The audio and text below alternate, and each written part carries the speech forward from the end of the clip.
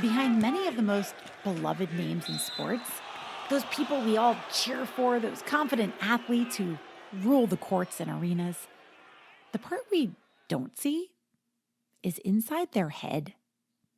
We see them line up for the jump shot, the touchdown, the field goal. But to get there, to get across that finish line, there's not just a physical conditioning, but a mental one too. We all see the head coach on the sidelines, that guy that plans strategy, helps with physical exercises, and yells out plays during the game. But what we often don't see are the stealthy individuals who help with mindset. The sports psychologists, the mindset ninjas who help when athletes lack confidence. Because, like anything, sports is one part physical and one part mental, if not more. So, what does that look like? What kind of person might be able to take on the mindset of our nation's top athletes? Who has the confidence to take on the responsibility to get their head in the game so that thousands of us can cheer from home as they bring home the win for our home team? Our guest today is that woman. On those days when they're not feeling all that brave or confident or capable, many of them turn to Darleen Santore, or as she's fondly known, Coach Dar. She's their secret weapon to get them on their A game and to help them awaken their greatness and achieve peak performance. As the behind-the-scenes mental conditioning guru for the Phoenix Suns and other teams across the NBA, NFL, MLB, PGA, and NHL. She also happens to be trusted by powerful CEOs and people from all walks of life who trust her amazing mix of psychology, neuroscience, life experience, and faith to empower them in making life changes that help overcome adversity and achieve their full potential. But before it all, before she was able to help others overcome adversity, she had to overcome her own. At 25 years old, she would suffer the first of 3 life-threatening and debilitating strokes. Her third, just a few years ago, left her unable to speak. Back then, though, that faculty has come back, but she has been warned by her doctors that she could die at any point. So, how did Coach Dar pull herself back from the brink to help so many others face their own challenges? Let's listen in to hear about this amazing woman who changed her life and whose story, in turn, could also change yours. Coach Dar, today on the Gratitudeology Podcast. Will you walk through the fire? Would you ride through the storm? Will you walk on a wire? Will you save me if I fall? Will you break through the madness? Set us down where we're safe. I'll be right here waiting till you find me again. Darleen Santore, Coach Dar, thank you for being here. Jamie, thanks for having me on. First of all, how are we both Connecticut girls? I know. It's like you're my sister from another mister. I know. It's wild. Nobody's from Connecticut. You have this like New York accent sometimes. All the time. Because my family are at New York, East Coasters, Italian. Yep. Coach Dar says even though she didn't know it at the time, it was those early days with her family that would set her up for her future. Sunday dinner, we would go to church in the morning, then we'd come back and we'd watch the New York Giants if it's in the fall, which ironically set me up for working in sports, but I had no idea that's where I was going. And then the whole family would sit and have pasta. And what I loved about it is we didn't have a lot growing up. My dad was a tool and die maker. My mom was a barber. But we had this huge Italian family that always came together, and we had community and connection. And so we'd have our meals that obviously would go on for hours. I mean, they'd come over at 12 and they'd leave at 10 p.m. But then the rest of the neighborhood, friends and family would stop in. And so that just was natural to me. And I didn't realize till later in life how instrumental that was for my mom making it through adversity, me making it through adversity, needing community. And so we would grow up always together. They used to say, if you dated Dar, you dated her cousins because we just always did stuff all together and we all went out as a group. My dad was very tough and strong Italian. My mom was this, I used to call her Mother Teresa, but she had her first triple bypass at 40. Today actually is 5 years that she passed, but till 72 years old, she had a lot of adversity with her heart, but she just got back up, Jamie, every time. And she was a barber, and the barber is community where everyone came and sat, and she would say, hey, as long as God still has me here, someone in that seat needs my help. And she made everyone feel like they mattered. And she didn't care if you came in, the governor would come in, Congress people, they'd all sit in this little barber shop in Guilford, Connecticut. It wasn't the fade that they were coming for because they weren't so good as she aged, but it was because she made everyone felt like they mattered. And I just picked that up growing up. So that's where I just knew I wanted to help people. I was president of my class. I just was the person who helped be the voice till people found their voice. And if we could affect change, let's affect it. And so at 16, I saw someone take care of my grandfather who had a stroke. And she was an occupational therapist. And she worked on his mind and his vision and his physical. And I said, what is that? When she told me that, I said to my dad, that's what I want to do.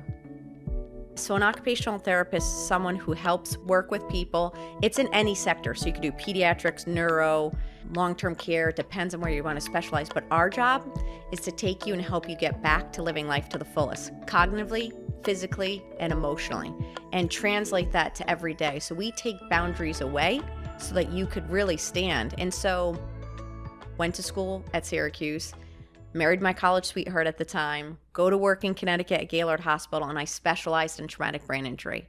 So my specific niche in occupational therapy was helping people cognitively come back from the most extreme odds. Christopher Reeves actually came to our hospital, Paul Newman. But this is where people like you or I, their life is going and a car accident happens or something, and it is changed on a dime. And now they might not be able to walk, talk, they can't recognize anyone. They don't know how to create a new normal. In the middle of chaos, when they thought everything was over, I would be sent in to give them hope, give them the tools, and say, we're going to create a new normal, and I don't care what the prognosis is. Every day we're going to fight for this, and we're going to see what happens.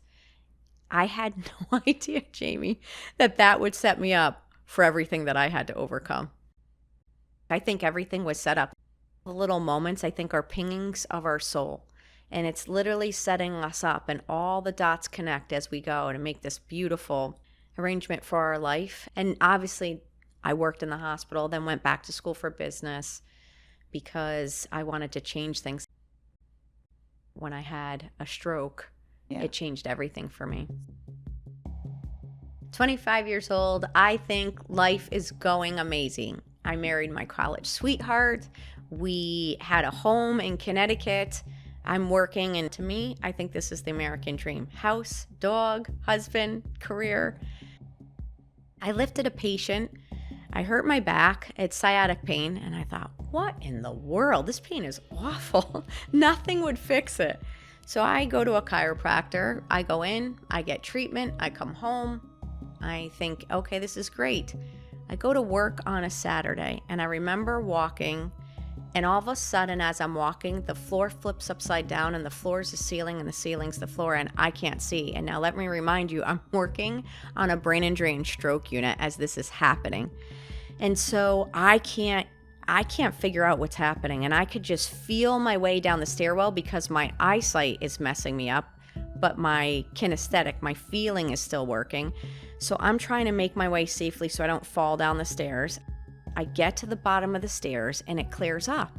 And I said, oh my gosh, I must have like a sinus infection or something. I feel some pain in my head, but again, I think it's sinus because I don't have paralysis at this time.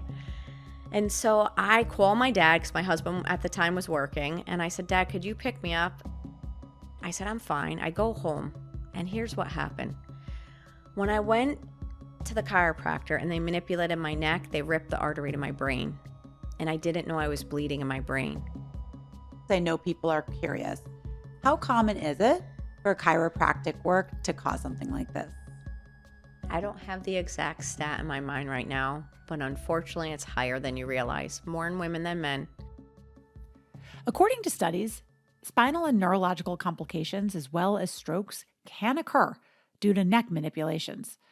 While the risk of actual fatalities is rather low, estimated at 3 per 10 million people, Coach Dar explains that in women in particular, If you've ever been on birth control, it weakens your arterial walls. So then when you go to get manipulated, you have to imagine when they manipulate it, it's a sheer force. And it is more forceful than we realize.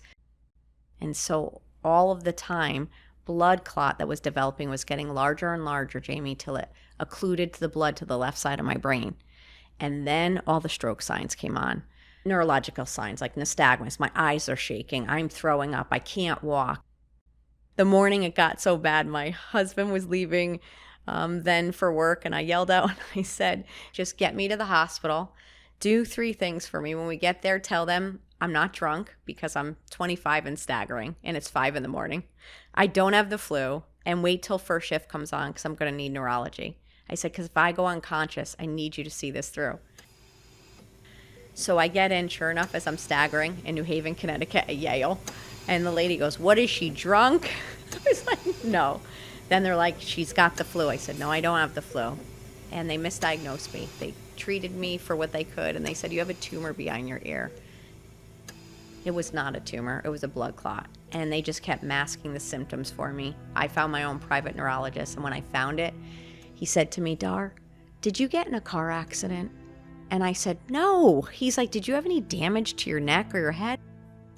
So he goes, something is up with your neck. I could just tell. And I said, I went to a chiropractor. And he goes, oh no.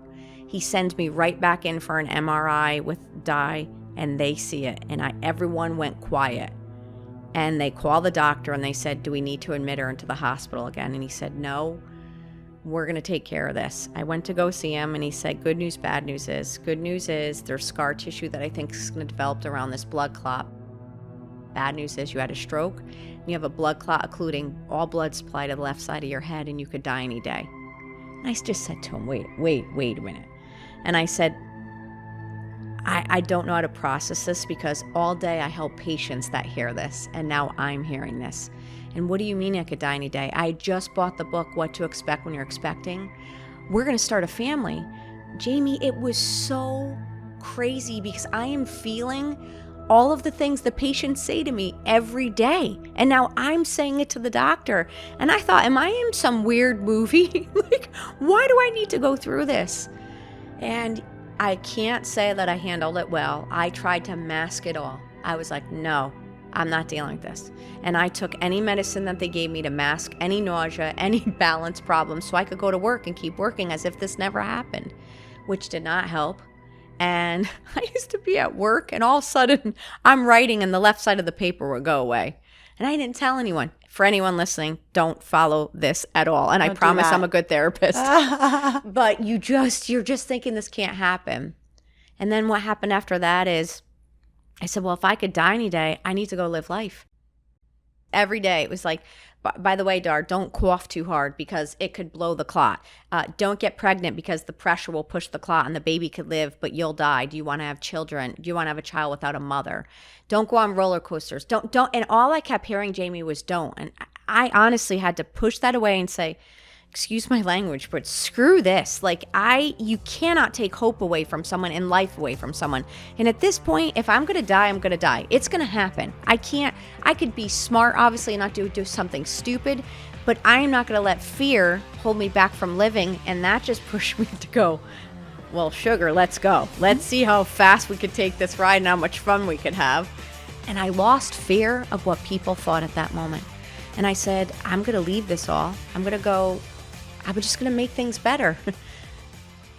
Something opened up at the hospital, like a very high executive job, and I applied for it. And a woman COO let me apply. And she goes, Dar, I let you in this room, but not because you're qualified. Because you're either crazy enough to go change healthcare or this brain injury has gotten to you. And she said, go back to school and help us make healthcare great. So at night, I went back to school. And then I, at 28, was running a healthcare company. And then I ended up getting a divorce after that, and we couldn't have kids. And it just really affected me. I just could not process all of it. And so I just started throwing myself into work. And I was running 4 companies, going all over. And I thought, this is great. And then when 2008 hit and the crash hit, my sister and I started going deeper in our faith. And I just got this call from God. And he was like, you could do things better. And you got to go help people, because the crash was hitting. People were committing suicide. They had lost their money, lost their retirement, had to leave their homes. I mean, it was to them catastrophic. And I said, hold on. I'm qualified to help people in business and leadership, psychology, human behavior, all of the training. I'd been running things for a while now. I said, this is a mindset shift. I'm just going to get to people outside of the hospital and healthcare walls. And I started a private practice. And my father goes, no one is going to come to you and listen to you speak on mindset in 2008. You have to remember, and you need healthcare, and you don't have a business plan. What are you doing? I said, I don't care. Dad, what's the worst that could happen? They don't come? I'm going. So I started a practice, and I just started these nights of inspiration for free. I would speak on mindset and say, if you would just shift this, you could shift your life. Like, follow me on this. It just took off from there. I mean, from like 20 people to women were bringing their husbands that they're like, I know he could be the next CEO, but his mind is holding him back. Athletes would come to me on the down low. And then I moved from Connecticut to Nashville because I had roots there from helping with a record label and artist. And I'll just say that was a pivotal moment for me, because I had to leave and push offshore from everything I knew to go to everything that I was called to. And it was scary as hell, but it set me up for where I am today. And I know there's a lot of people listening going, I don't know if I could do it. And I'll just say, if you just take a sheet and write down your gifts and talents along with your passion, and then you go look at where does the world need this, you won't fail. It's always going to line up. If there's somebody out there listening right now that has a dream, a side hustle, a passion, they're just in a job that doesn't feel aligned, and there's something else out there, but they're so scared to leap, what would you say to that person? I'd say, first, the passion does not need to make sense to anyone else, because if it's a pinging of your soul, there's a reason.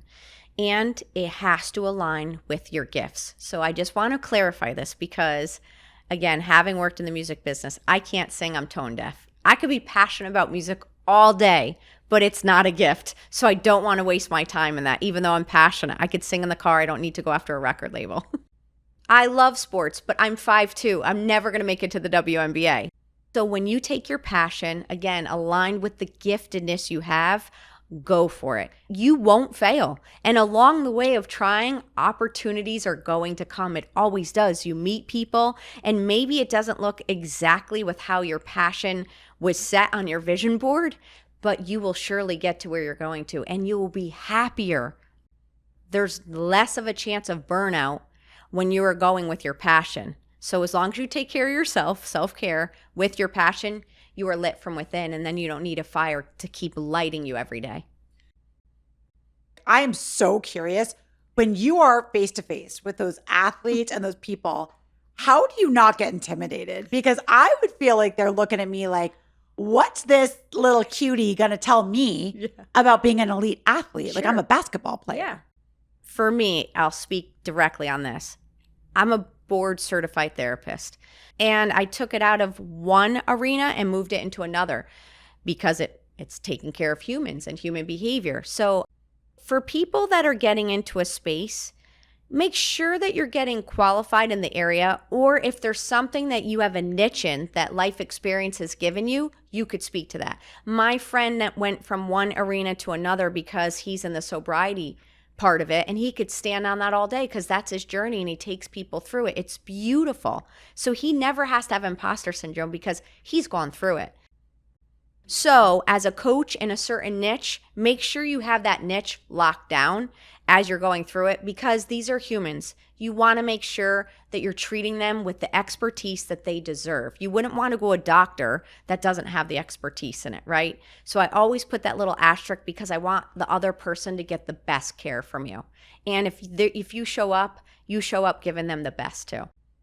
When I started the practice, it naturally came to me. And then athletes would come, and I was doing what my expertise was, and they were coming because they needed that. So I was standing in my confidence of, this is what I know. They know basketball, but I know how to mentally help them upgrade. So they don't know how to do that. I know how to do that. So now there's a sweet spot of, we get to come together, and I'm going to share a gift with you. I look at it as, I have this gift and I want to share it to you. For anyone listening, when you realize speaking, if you get nervous on stage, coaching someone, or going up to give a presentation, if you're prepared, great. Then shift it to, what's this gift I'm going to share on stage or share with this person? Because now it's not about them. It's about, what's the gift you're sharing. And I could walk in a locker room or anywhere, because for me, it's God confidence. God called me to this. And I wasn't seeking it, Jamie, for the fame or the glory I just was standing there, and the opportunity keeps coming because I keep working on my craft to stay good at what I do. And then I care about them. When they hurt, I hurt. And so I get to walk in and say, what do you need help with? Or, hey, I know there's another level you want to go. How are we going to create the edge for you? So we're either working on winning for them, which is so much fun, or we're working on their heart and saying, I got you. Just this morning I was working with someone that everyone knows. We're working on some things, and I said, how's your heart today? And we had a great conversation. And I just said, I'm always here for you. And these are people that they can't go anywhere because everyone wants something from them. They can't share things because then it's going to be all over Twitter. Right. So where do you go when you don't feel safe? At the time of this podcast's episode release, my team clicked around and realized that one of the star players for the Phoenix Suns, Kevin Durant, was in the news due to rumors he was going to be traded. We realized this is the type of thing Coach Dar is up against every day. Not just how to stay focused during a jump shot, but how to navigate the tricky ins and outs of public opinion, negative rhetoric, feeling good enough to step into the stardom that's been thrust upon you as a professional athlete. Teamwork, leadership, things we can all actually relate to. But for these athletes, they're navigating it on a very public stage. Coach Dar shares a bit more about her process. So say I'm working with someone and they said, Dar, I need to be a better leader. And I know there's another level I could go to. How do I do it? So we'll sit down and I'll say, okay, in this moment, where do you see where it was going well? Where wasn't? Then we say, okay, where do you want to go? What is it that's holding you back? How could we tick this up for you? And because of doing this for 20 something years now, it sounds old, but I just innately know where to start to direct the path for them because I know where their fear is and I know where they go and then they stop just shy of that. So I know what's holding them back and then where I could start pushing them. And I would have had to have built really good trust with them before I could start challenging them a little bit more. So I need to do life with them. I mean, we get so close. We share meals together. We become family in the sense of, yes, they're not going to share with me a lot of things unless they know they could trust me. So we build trust. We create a plan.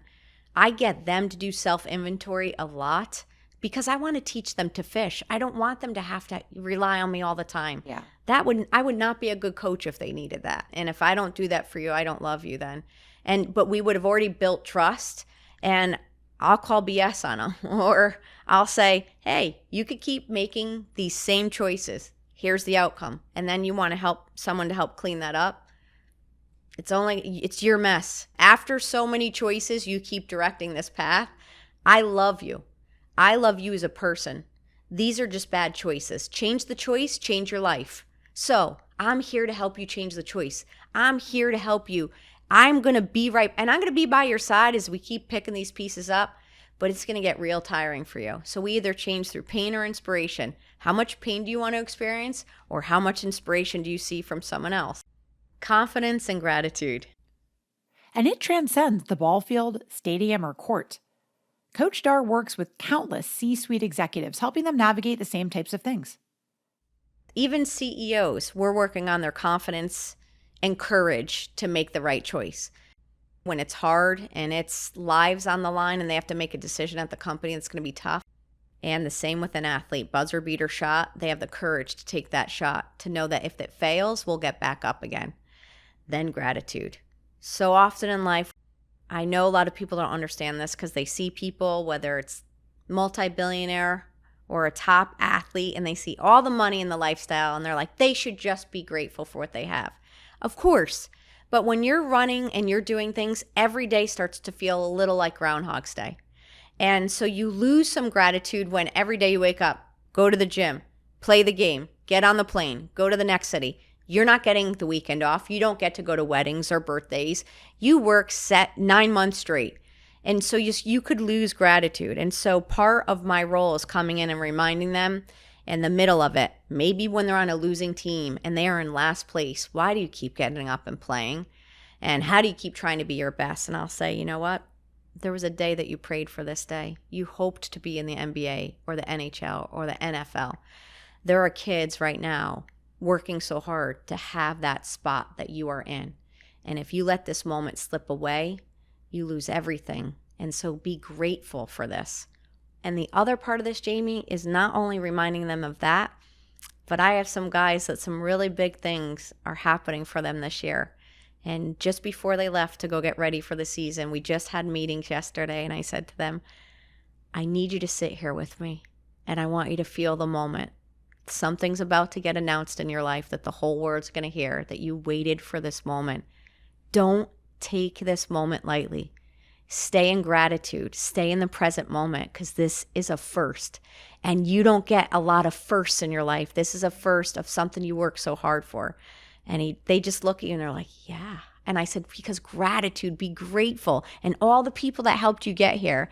And then when they feel that, the moment means so much. And I know when this certain thing gets announced, they're going to feel it even more because they were in the space of gratitude and presence. And you might be surprised that these athletes who show such confidence during the game, Coach Dar says, still suffer from self-doubt and imposter syndrome. It happens to the best of them. And those moments of wondering if you're worth it can be a critical roadblock to success. There's this great player in the NBA, and he was getting called to be a leader of the team. And he came from a small town in the South, and he was very poor, and he'd have holes in his shoes and holes in his jeans. But when he got on the court, he just dominated. It just came natural to him. But off the court, he didn't want to talk to anyone. He spoke with such a drawl that it was hard to understand him, so he didn't want any attention on him. But when he got on the court, he found, this is where I could thrive. So the court became a safe place for him. So he goes on, and obviously his talent keeps bringing him to higher places. He makes it to the NBA, and now we're working together. And we're sitting there one day, and he had an injury that set him back, an ACL injury, and he comes, and through that injury, we got really close. And he said, Dar, if I hadn't gone through this injury, I don't know that I'd be as good of a man and person if we didn't work together, because I took the time to pause. And in that time we were sitting there, he looked at me and he said, why do you think God picked me? And he said, I'm making millions and millions of dollars. Why me and not all those kids at the court when I was little? Like, why was I chosen? Do I deserve this? And this is a pro player that everyone knows. And I just looked at him, I said, absolutely. You were chosen for a reason. And this is a season that you get to ride, because in this moment, you're needed. You're needed not only for the NBA, but you're needed for the kids that are looking up to you, that you give hope to. You've been blessed with this money, financially, what you could do with it, for your family, for the community. I said, go be someone that makes an impact in this community. So then he goes to Twitter and he puts out and he says, I'm going to do a community bike ride. Anyone who wants to join, come join me. Well, the kids came out from all over, and he would do bike rides randomly with kids in the community. So this guy went from, living where he didn't think he'd ever make it out of his small town because of how he grew up, to then being an inspiration for kids and people all over. And those are the moments, Jamie, that I just sit and I'm like, I feel so grateful to be alongside, to give them the hope, or to talk through these feelings that they have. Vulnerability is the greatest thing. And so it's those hard times, especially in the hospital, that I realized how fragile life was. And I heard that you really, or you wouldn't allow people dwell on the why of their situation. You were like, nope. Because we're just going to embrace the suck of this. We're going to handle it, and then we're going to create a path forward. The rear view mirror is small, so we could glance at it, but the front window is big. So let's drive forward. But that relentless drive forward can have its own consequences. When you watch Coach Dar in action, it's easy to forget that she has a blood clot in her brain. And while her doctors would rather she just spend her life taking it easy, she's not about to just stop anytime soon. However, even as this 5'2" dynamo traverses the world helping others be their best, there would be more health setbacks for her to endure herself. I wish the first one I told you was my only one, but the last one was about 6 years ago, and that was the worst. I mean, my second stroke, I can't remember. I think I might have turned 40 around my 40th birthday, somewhere around that time. I just remember weird things started happening. I would try to throw something out with my right hand, and my left hand would throw it out. I was going to put concealer under my eye, and I would put it on my lips. I would go to brush my hair, and I'd try to put the brush in my mouth like I was brushing my teeth. I was like, that's called motor apraxia when you have something going on with your brain. So I'm like, oh, sugar, here we go again. So I think I just need to take some time. I was actually running a company here in Arizona, and I go home to see my sister in Connecticut. We rent a house on the beach. I'm going to take it slow. And we're playing Yahtzee at this beach house. And she goes to roll the dice, and she hands me the dice, and she goes to take a drink of water. And I'm now mirroring what she's doing, and I try to drink the dice. And this is after, obviously, the series of things I just told you. And she goes, what's wrong with you? Because I didn't want to tell anyone. And I don't know. My brain's doing funny things again. So I go to see my neurologist because I happen to be in Connecticut. And he goes, here we go. Dar, you need to slow the beep down, like you're having another stroke again. And this is warning signs before this gets really bad. So I said, can you give me a year to finish what I'm doing?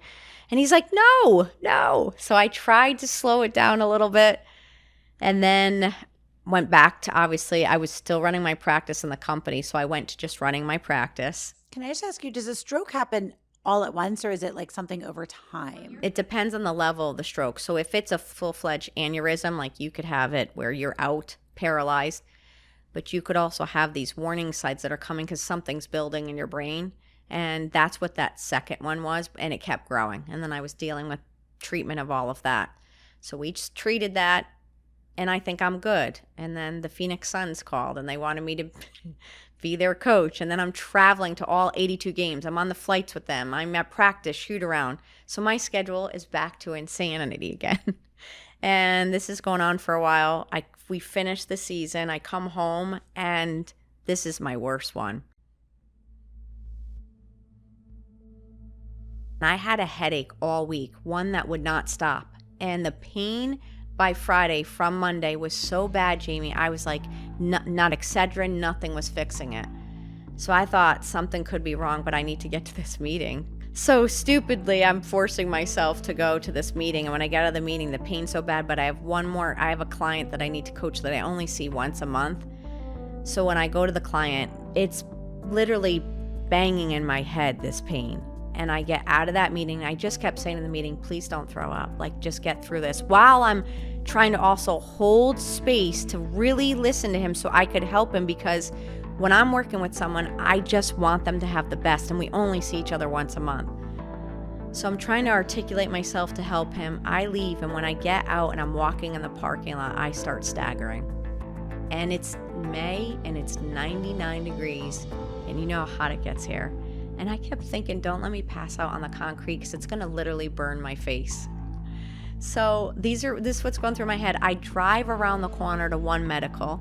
And when I walk in, it's just like a clinic that I used to go to. And they're like, Dar, we don't take your insurance anymore. But the doctor that knew me came out and took my blood pressure and said, you're having a stroke. We're sending you to the ER. And I said, if you don't take my insurance, please don't call the ambulance because that's going to be the price of a country. No, I'll Uber. So I Ubered myself to the ER. And by the third stroke, you just kind of know what's happening a little. And I give the receptionist my note that says I'm having a stroke, and her face looks at me like, why are you not more nervous? And I was like, this is my third one. And I just want to pause for a second. This is what going through adversity does to help you in some way. When you've gone through it enough, it doesn't scare you as much, and you could bounce back fast. You just have more strength. You handle things better. And so I say that because going into this, it's not that I wasn't scared, but I was like, I'm either going or I'm going to find my way through this. So I go in, and here's the lesson I just want to teach. I was watching the heart monitor, and I didn't want to call my mom because she had just had a stroke a month before. I didn't want to worry her. So I'm alone here in Arizona, and I didn't know who to call. And I thought, if I die right now, I don't know who will know. So I texted my best friend here, but I didn't tell her which specific hospital. So I'm having a stroke, and she doesn't know where to go, which is awful. She finds her way to it. And when she walks in, she's like, are you all right? And I said, that heart monitor, I just want to know it doesn't flatline. And it was a teachable lesson. I said, if I make it through, I want to teach this. If everything could just be easy, our kids, our marriage, our career, our life, it would be better. But I promise you, coasting is flatlining, and it doesn't help any of us. But the full beat up and the beat down and the beat up is what gives us life. We need that heartbeat to really make it through this life. Otherwise, we won't make it. We're dying while we're alive. Don't let that happen to you. And I obviously survived the stroke, but I had to do all my own rehab that summer. I felt what depression felt like because it's summer in Arizona, which everyone goes away. I would make shakes, and then I couldn't open them because my hands wouldn't work. I couldn't look at a paper, so I couldn't write. I couldn't read. So I was sitting there alone in my space, and I couldn't do anything. And I was like, there were moments I was like, freaking, this sucks. I'm done. And then the small voice in me would say, you're not. And then the reminder came to me, Dar, this actually isn't about you. You didn't get life for you. You got life because you have a gift and the world needs it. So if you don't show up, that's a slap in the face to God for giving you this life right now. So get your tail up, start working, and get back to this because you have to. So I get up in the morning and I pray and I read a scripture, and then I have my prayer time. And my gratitude is thanking God for all the things that I could think of that day. So I do gratitude right in the morning, and I have this kind of little formula that I use in the morning that I practice. And once I do that, get up, I go move. So I have to move in the morning. If I don't exercise and move, one, it probably isn't going to happen later in the day. But I also am working against, obviously, some things. So if I don't take care of my health in the morning, physically that's going to hurt me. But also I mentally show up better for everyone. And I learned this. You can't give what you don't have. So if I don't give myself the time and space in the morning to just have a moment with God, have some gratitude, take some quiet time, and then go get exercise that fuels my mind and my body, I really am not the best version of me. So everyone in my team is like, oh no, Dar's got to go get her workout in. I need my morning time. So I really relish having morning time, and I try to not take meetings till after 10, which is hard when you're working in different time zones, but that is so important. And also, James, I have taken now a lot of July off, and I just started that a couple years ago because I go so hard all year that I need time that I am just having fun. Just fun. I love having fun, playing with family or friends or going to visit people that I don't get to the chance to. So the daily practice is there, but I've also instituted this yearly practice, and I feel so refreshed when I come back. Like, I'm like, let's go. It's like summer. You know how you got summers off as a kid? That infectious enthusiasm and no-nonsense attitude drove Coach Dar not just to survive, but to thrive. Just last year, she chronicled her journey in the book, The Art of Bouncing Back. Find your flow to thrive at work and in life anytime you're off your game. It's the art of bouncing back, but part of this came because I carry bouncy balls all over. And people would know if they got too serious, I take a ball and I just throw it in the room, like a boardroom or a locker room. I'll take the ball. And bouncy balls, they just go everywhere. So it changes someone's state right away. And then they're like, what the hell are you doing? And then they start laughing. I'm like, stop taking this so serious when it doesn't need to be taken serious. And I said, we're going to go play right now. And they're like, you are off your damn rocker. But once you start laughing, you just realize you're like, oh, and then your state changed and you're like, okay, I got this. And when you're 80 and 90, I'm probably going to be in diapers and a tutu. You're so worried. What do I look like? What am I saying? What am I doing? It doesn't matter. It doesn't matter. And you could achieve all the fame in the world. At the end of the day, you want people to know that they love you. You want to know that you matter in this world. And did you have fun doing it? I can't thank you enough. You are such a bright light. I can't tell you. Like, your energy just walked into the room before you. You are truly a special person. And I got it before, but now I really get it. And thank you. I'm grateful for you having me on. Listen, if you're faced with the kind of prognosis that Coach Dar faced, a blood clot lodged in your brain that could rupture at any time, no one would blame you if you'd just rather hang it all up and Netflix and chill for the rest of your days. I get it. But we all have to just give a cheer for those like Coach Dar who would rather live, who would instead choose to dedicate her life every day to service and gratitude. And for all that courage and determination, that indomitable spirit is what she gives to so many others. What an amazing woman. If you want to get more insights, you should pick up a copy of The Art of Bouncing Back and give her a follow at The Coach Dar on Instagram. That's all for today. Remember, if you like what you heard, if it impacted you in any way, and if you think it's a message other people in your life might like to hear, I'd be so grateful if you'd give me 5 stars, leave a quick little comment. Those things really help. And share this podcast with your friends, either on social media or just word of mouth. I'm on a mission for us all to help each other focus on expanding our attention towards what's good in the world rather than focusing on what's bad, one person at a time. If we all did that, even to our own little sphere of influence, the world has the potential to be a much more radically awesome place. Stick with me, friends. I've got your back. We're in this together, and it's a great day to see the greatness in the day. See you next time. The Gratitudeology podcast is written, executive produced, and hosted by me, Jamie Hess. Sound design and studio production by Gotham Production Studios. Our theme song is Maze by Hills, sung by Nadia Ali. And don't forget to follow us on Instagram at Gratitudeology. Will you walk through the fire? Would you ride through the storm?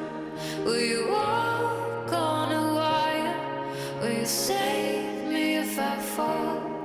Will you break through the madness that has died?